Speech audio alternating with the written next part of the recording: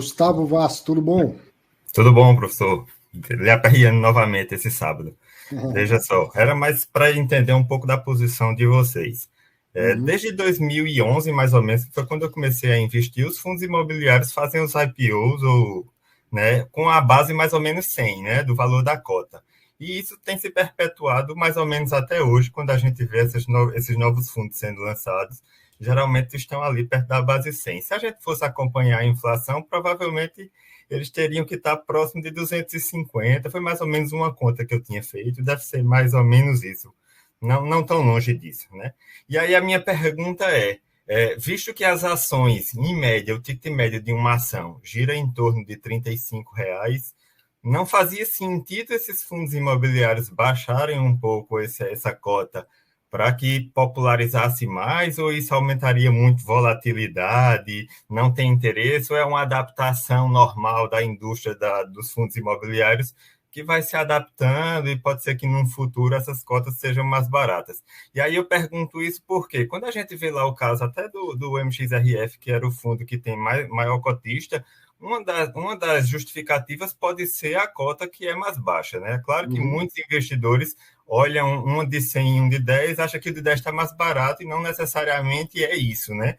Mas assim, mas quando a gente for ver também a liquidez diária do fundo, quando a gente compara dois fundos que sejam de logística, né, um GGRC que tem mais ou menos uma liquidez diária, eu tinha olhado, próximo de 1.400.000, ou um FIIB, o Industrial do Brasil, que gira em torno de 320 mil, né, acho que é 320 mil dia, a gente vê que os fundos que têm uma cota mais alta, como o Industrial do Brasil, têm uma liquidez menor diária, né? Então, assim, será que a gente não teria mais liquidez mas com isso também traria muito investidor que não sabe o que é que está fazendo e está comprando só porque a cota está barata? Era só um posicionamento. Eu queria saber, Sim. como vocês têm mais experiência do que eu, o que é que vocês pensam sobre isso? Você vê que o ano passado o Kizu até fez, né, um split para ajustar suas cotas para R$ 10.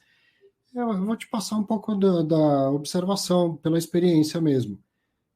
Esse negócio de R$ 100 foi acontecendo, o mercado foi se acomodando em volta dos R$ 100, porque facilita todo um acompanhamento, um cálculo ao longo do tempo, né? Você começa com. Primeira cota foi 100, muito mais fácil de entender. Está 120, que subiu 20%, coisa assim. Acima de R$ 100, acaba tendo uma dificuldade maior, uma barreira de liquidez, né? O investimento mínimo fica grande. Abaixo, lá nos seus R$ 10, R$ 1, como era o renda DMI. corporativa antigamente e tal, ele traz uma dificuldade de ter uma base muito, muito, muito pulverizada, às vezes de gente que tem uma cota, duas cotas, três cotas.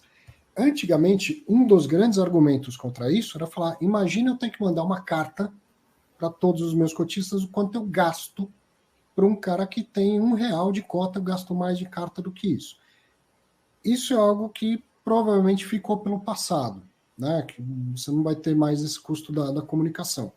Ainda assim, você tem lá o cara, o escriturador, tendo que calcular tudo isso, que manter um monte de controles, distribuição de rendimentos, às vezes valores que acabam não sendo possíveis, né, que são inexequíveis pelo tamanho da cota. Então, é que R$ 100 ficou algo que comporta bem, dá uma entrada baixa, né, um ticket baixo de entrada, permite que você distribua rendimentos de verdade. Um fundo que a cota custa R$ 1, às vezes ele vai distribuir um rendimento que não dá nem para pagar. Né? Sai a publicação, mas não existe como pagar aquele rendimento e tal. Então, foi assim que o mercado chegou nos R$ 100. Mas certamente você percebe que os fundos com cota de R$ 10, eles têm sido bastante procurados e eles viram. Tem gente que chama o Maxi Renda de fundo de troco, né? Ele reinvestiu lá os rendimentos dele, sobrou R$ 20, ele vai lá, compra duas cotas do MXRF ou do Kizu e tal. Quanto menor a barreira de entrada, melhor. Mas no dia a dia, na administração do fundo, da parte burocrática mesmo, escrituração, essas coisas, eu acho que os prestadores de serviço ainda preferem que você tem uma base lá por volta dos R$100. Não sei se você acha isso, André. Comentar rapidinho que a comparação com o preço de ação não é tão direta assim, né? Que a ação tem lote de 100. Quando a gente fala de ação negociada em 30, né? O lance mínimo é 3 pila. Então, a cota base 100 já é uma popularização em tanto, né? Já é o fracionário, né? Sim. Não, tem lote, mas o lote de 1, né? Já é o fracionário. Né? A gente não tem o fracionário porque já está no lote de 1. Inclusive, né? Campanha. Bolsa, acaba com o lote cheio. Né? Campanha. Já provamos que funciona em ação. Fundo imobiliário, desculpe. E sim, ó, é literalmente decidido, né? Eu quero que meu fundo seja mais popular, eu vou aproximando ele perto do 1. Sem chegar no 1, 1 atrai encrenca, tá?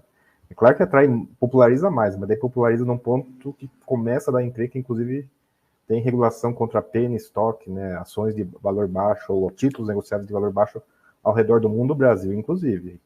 O fundo imobiliário que negocia muito tempo abaixo de 1, a bolsa fala, agrupa ou fora, né? Você não negocia muito tempo aqui abaixo de 1, não. E você imagina quão popular é uma cota base 100 mil. 100 mil reais, uma cota.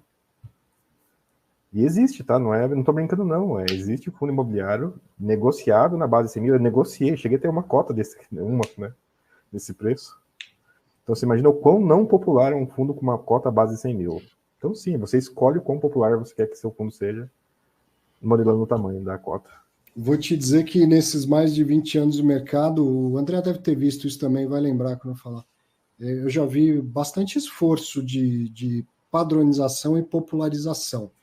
As ações, elas tinham muito mais lotes padrão de 1.000 do que lote padrão de 100. O cliente ligava e falava para compra 5 milhões de Paranapanema, 5 milhões de ações de Paranapanema. E aí ela era cotada a um valor que, no final das contas, era uma coisa comprar 5 mil de uma outra, ou 5, né? E antes disso ainda, André, essa eu vou tirar do fundo do baú, mas eu acho que você lembra. Tava eu, né, molecão, na corretora e ficava acompanhando o mercado lá de fora, pelos monitores, e uma coisa que dava um nó nessa minha cabeça, na época eu estudante de Direito, lá na Bolsa de Nova York, em vez de falar assim, olha, o papel está R$10,25, passava, o papel está R$10,01. Lembra disso? Lembro, fração inglesa. Né? Então existe sim, ao longo do tempo, né, foram entendendo que é importante trazer mais investidor e que para isso é importante ter padronização, informação mais facilitada e tudo mais. Beleza.